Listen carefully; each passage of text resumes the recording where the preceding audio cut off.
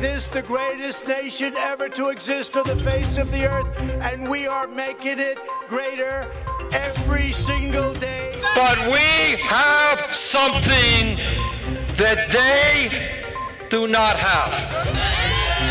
We have the people together. You've heard it before. Populism. President Donald Trump is often called a populist, just like Senator Bernie Sanders is also often called a populist. But does that make them the same? At LMU's annual CSJ symposium, Aidan and I asked Brooke Thomas from the Young Turks Network whether Trump and Sanders are comparable. Yeah, well, I don't think they are mirror images. Yes. There is not an image. I think that there are a lot of things that you can criticize Bernie Sanders for, and obviously lots of things that you can criticize Donald Trump for, obviously, but their similarities are very small. Yeah. They have lots of followers. Yeah. They sell out. They sell out shows, even though they're free rallies. Yeah. But that's really it, right? Yeah. They both are running for president. Yeah. This first similarity that Thomas brought up, the ability to draw mass popular support, seems to be a key feature in populism. But what does populism really mean? When we asked Thomas, her definition of populism was simple. I think like the aspect of like populism is basically your fan base, essentially. Yeah. We're just not calling it a fan base because we're talking about politicians. The Encyclopedia Britannica defines populism as a political program or movement that champions the common person, usually by favorable contrast with an elite. This means that populists can appear on both the left and the right of the political spectrum, even if their messages are contradictory. Both Bernie Sanders and Donald Trump claim to be fighting for the common person, but the obscure and seemingly evil elite that they are fighting is different for both. For Sanders, it's the wealth and greed of Wall Street. The wealthy and powerful elite who decade after decade have gotten everything they want will do all that they can to defend their financial interests.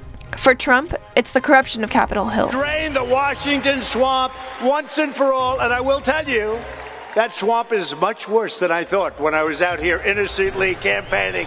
However, populism in today's world is more than just a perceived struggle between the common person and the elite.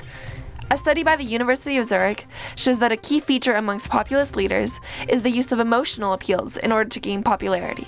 We asked Thomas if she thinks that bringing emotion to politics is something positive. Yeah, I think that we have to normalize getting emotionally invested in elections because for people who look like you and me, our livelihoods depend on who gets elected and what policies come into play, and that should be treated as normal. It's okay to want to fight for your right to vote. It's okay to want to fight for your right to live freely. In fact, Thomas's colleague, Jason Carter, actually told Aidan and I that he thinks that it is okay to use opinion in journalism in order to make news more appealing to readers.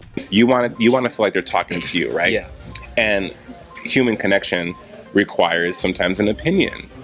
You know, you can report the news and still have an opinion. I think that's where journalism is shifting. Whether that's good or bad, or whether that's what we're, as journalists, we're supposed to do, that's all subjective to how people feel or their own personal opinion. But I feel like you should have an opinion. Furthermore, CNN anchor Brian Stelter told us that news outlets like CNN are also not immune to the trap of opinionated news. There's definitely room for improvement. I wish we would do better labeling. You know, I wish that it would be more clear on screen when something was a commentary. And I mean that at CNN and elsewhere. Look, I wish we didn't overuse the breaking news banner either. So, if networks like the Young Turks and CNN are using opinion and news to get people more emotionally attached to politics, is journalism contributing to the emotion-based populism that we discussed earlier? We asked Thomas whether there's a relationship between journalism and populism.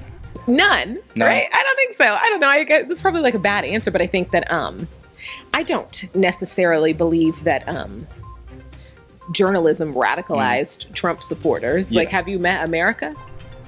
In contrast, LME professor Richard Fox told us that populism and journalism do appear to be linked. If we're talking about the pundits on Fox News and CNN, if they count as journalism, it does feel like there's a certain danger because they tend to broadcast some of the kind of most inflammatory populist types of statements, and those are being put out there, what we might call the more sort of kind of essential journalists who are writing longer stories and interviewing voters and looking at sort of historical context, they just don't get the amount of attention. So it does feel like the way the news covers things kind of fuels kind of populist division.